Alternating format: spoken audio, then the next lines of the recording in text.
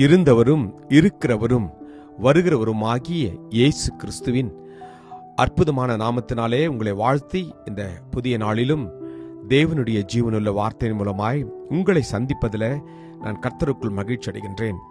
லூக்கா 23:46. இயேசு, பிதாவே, உம்முடைய கைகளில் என் ஆவியை ஒப்புவிக்கிறேன் என்று மகா சத்தமாய் கூப்பிட்டு சொன்னார். இப்படி சொல்லி ஜீவனை விட்டார். ஆமேன்.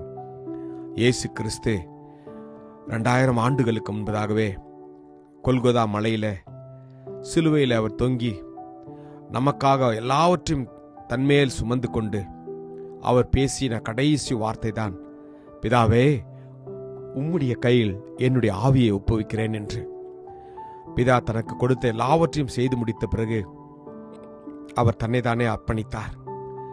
பலியாக தம்மை ஒப்பு கொடுத்த இயேசு கிறிஸ்து, தம்மை தாமே பழுதற்ற பலியாக ஒப்பு கொடுத்த கிறிஸ்து நாமம் நமக்காக தம்மை தேவனுக்கு சுகந்த வாசனையான காணிக்கையாகவும் பலியாகவும் அவர் ஒப்பு கொடுத்தார்.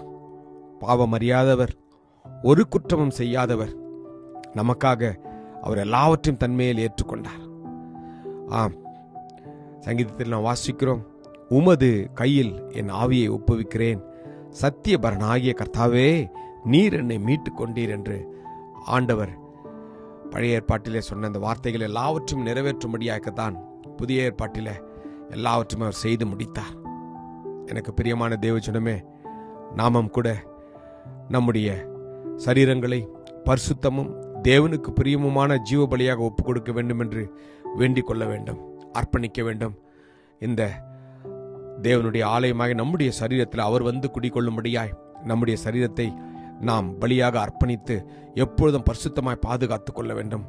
பாவமில்லாமல் தன்னை ஒப்புக் கொடுத்த இயேசு கிறிஸ்து கரைதிரை முதலானவைகள் ஒன்றுமில்லாமல் பரிசுத்தமும் பிழையற்றதுமான மகிமையுள்ள சபையாகிய அதை தமக்கு முன் நிறுத்தி கொள்வதற்கும் தம்மைதாமே அதற்காக அவர் ஒப்புக் கொடுத்தார். அமேன்.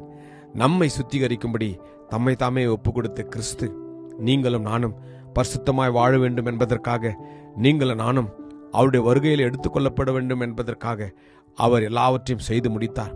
அவருடைய வார்த்தையின்படி நாம் வாழ நம்மை நாம் அர்ப்பணிக்க வேண்டும். அவர் எப்படி தன்னை அடிக்கப்படும் போது, தன்னை குத்தின பொழுது, தன்னை ஏளனம் பண்ணின போது, தன்னை பரியாசம் பண்ணின போது அவர் பதில் பேசாமல் எப்படி இருந்தாரோ, அதே விதமாய் நீங்கள் நானும் எல்லா சூழ்நிலையிலும் நம்மை தாழ்மையோடு அர்ப்பணிக்க நம்மை ஒப்பு கொடுக்க வேண்டும். ஆம், இந்த நாளிலே நமக்காய் ஜீவனை கொடுத்த இயேசு கிறிஸ்துவுக்கு நம்முடைய ஜீவனை நாம் ஒப்பு கொடுப்போம். இயேசு கிறிஸ்து பிதானுடைய வலது பார்சத்தில் இன்றும் நமக்காக பரிந்து பேசிக் கொண்டிருக்கிறார். அவர் வருகின்ற பொழுது நீங்களும் நானும் அவருடைய வருகையில் எடுத்துக்கொள்ளப்பட நம்முடைய ஆவி, ஆத்மா, சரீரத்தை முழுவதுமாய் நாம் ஒப்பு கொடுப்போம். ஜெபிப்போமா? கிருபையும் இரக்கமும் நிறைந்த நல்ல தகப்பனே, இந்த நல்ல நாளுக்காக உமக்கு நன்றியப்பா. எங்களை மீட்கும்படி எங்களுக்காக தன்னுடைய ரத்தத்தை சிந்தினரே உமக்கு நன்றியப்பா. பிதாவினுடைய வார்த்தைக்கு எல்லாவற்றையும் கீழ்ப்படிந்து சிலுவையின் மரண பரிந்தும் தம்மை தாழ்த்தினரே உமக்கு நன்றி. நாங்களும் எங்களை அர்ப்பணிக்கிறோம், ஒப்பு கொடுக்கிறோம் அப்பா. உம்முடைய சித்தத்திற்கு எங்களை அர்ப்பணிக்கிறோம். எங்களையும் அப்பா உம்மை போல மாற்றும். இயேசுவின் நாமத்தில் ஜெபிக்கிறோம் ஜீவனுள்ள நல்ல தகப்பனே. ஆமேன். God bless you.